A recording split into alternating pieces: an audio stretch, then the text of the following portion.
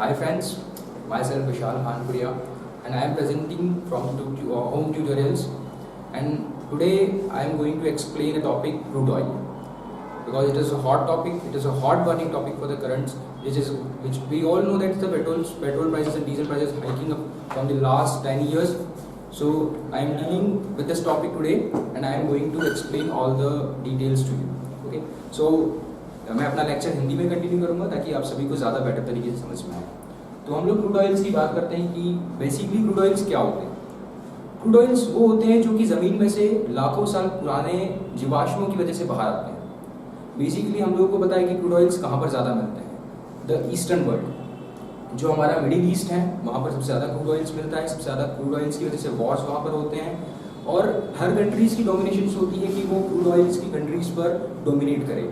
Okay, सो हम लोग start करते हैं कि what is crude oil, crude oil किस तरीके से आगे बढ़ा और किस तरीके से उसने प्रोग्रेस करी और इंडियन मार्केट में आज की तरीके से और इंटरनेशनल मार्केट में किस तरीके से उसकी डिमांड सबसे ज़्यादा है और जो प्राइस में वेरिएशंस आ रहे हैं वो किस तरीके से आ रहे हैं। ओके, सो स्टार्ट करते हैं। Crude oil, crude oil India में बिल्कुल भी नहीं पाया जाता है। हम लोग पूरा क्रूड ऑयल्स इम्पोर्ट करते हैं। हम लोगों का सबसे ज़्यादा इम्पोर्ट जो परसेंटेज है वो क्रूड ऑयल्स पर होता है। इंडिया में क्रूड ऑयल्स 40 रुपीज़ करंटली पर लीटर हम लोगों को अवेलेबल होता है, बट हम लोग सोचते हैं कि मार्केट में ये 83 रुपीज़ पर लीटर हम लोगों को क्यों अवेलेबल होता है। तो हम लोग समझेंगे कि क्यों होता है। We have two factors in it. The first one is the centre and another one is state. हम लोग एमपी गवर्नमेंट की बात करते हैं। एमपी गवर्नमेंट रेट चार्ज करती है on petrol prices. Central government excise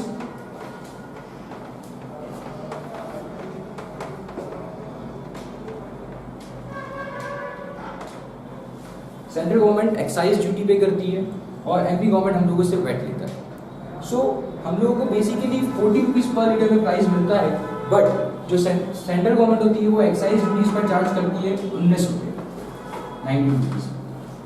then same हम लोगों से वेट वसूला जाता है स्टेट के द्वारा, वो होता है 20 रुपीज़, प्लस स्टेट हमसे 4 रुपीज़ एडिशनल टैक्स पे करवाती है।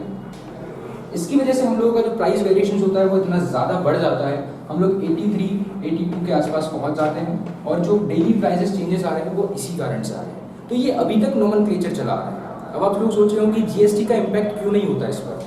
तो जीएसटी सिर्फ और सिर्फ क्रूड ऑयल्स पर ही नहीं लगता है। हम लोगों ने देखा है कि जीएसटी सारे आइटम्स पर, प्रोडक्ट्स पर लगता है। जीएसटी 5 स्लैब्स में बटा हुआ है, बट क्रूड ऑयल्स पर किसी भी तरीके से जीएसटी नहीं लगता है।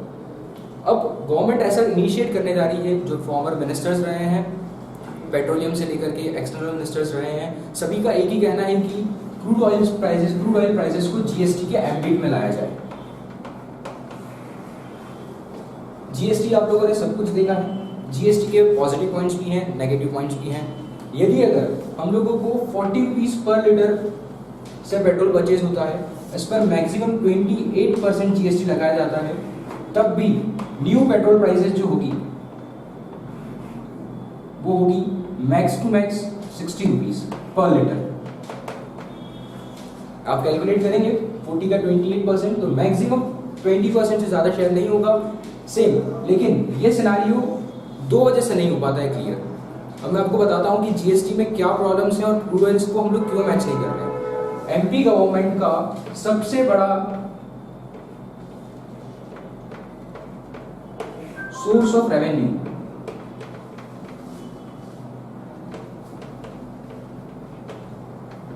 क्रूड ऑयल से।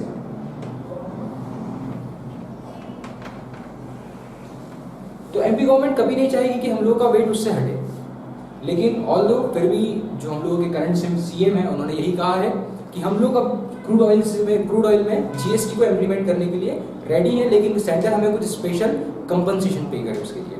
सो अगर एमपी गवर्नमेंट अपना रेवेन्यू शेयर करने को रेडी है स्टेट गवर्नमेंट और सेंट्रल गवर्नमेंट दोनों के साथ में, तो इट विल बी हम लोगों के लिए सबसे ज़्यादा बेटर होगा, क्योंकि पेट्रोल प्राइस वेरिएशन बिल्कुल डाउन होने वाले हैं। क्योंकि 83 से एक नॉर्मल है कि 83% से बहुत ज़्यादा है, और वहीं उसके कंपेरिजन में अगर 60 रुपीज़ पर लीटर हम लोग को पेट्रोल मिलता है तो प्राइस बहुत कम होगी। इसमें एक और फैक्टर ये होता है कि एमपी गवर्नमेंट ऐसा क्यों करेगी। क्योंकि एमपी गवर्नमेंट का सबसे बड़ा रेवेन्यू लॉस होगा अगर वो वैट हटा देती है। ऑलरेडी एमपी के पास में कोई एडिशनल टैक्स नहीं बचा है जीएसटी के आने के बाद से, तो सिर्फ एमपी अभी तक में जीएसटी से जो 9% शेयर उसे मिलता है और ऑल द रिस्पेक्टिव जो भी शेयर्स हैं उनके वो उनसे लेती है। तो एक सबसे बड़ा ड्रॉबैक ही एमपी गवर्नमेंट के लिए ये होगा कि उनका रेवेन्यूज डेफिशिएंट होने वाला है। बट ऑल्दो फिर भी एमपी गवर्नमेंट ने डिसीजन लिया है कि वो किसी ना किसी तरीके से उससे कॉप अप करेगी, सेंटर से कुछ टाइप्स करेगी, कुछ एडिशनल परसेंटेज लेने के बाद में इन सभी चीज़ों पर एग्रीमेंट करेगी। लेकिन ये तभी हो पाएगा जब जीएसटी काउंसिल इसमें अमेंडमेंट करेगा।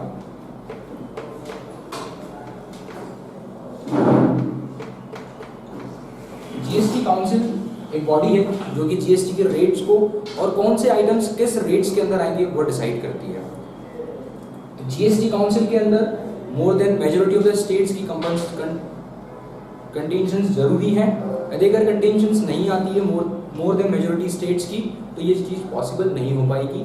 अभी तक में एमपी सेकंड स्टेट है जिसने ये रेडी हुआ है, Maharashtra is the first state ready. अभी हम लोगों को और 17 स्टेट्स चाहिए जो रेडी करें कि हम लोग जीएसटी के एम्बिट में आने को रेडी हैं और हमारे गवर्नमेंट के जो भी रिस्पेक्टिव स्टेट के वेट टैक्सेस हैं उनको एबॉलिश करके जीएसटी को एम्बिट में लेकर के आए। सो गाइस आई होप कि आप लोगों को पसंद आया होगा ये लेक्चर। प्लीज़ सब्सक्राइब कीजिए एंड शेयर कीजिए इस वीडियो को। Thank you.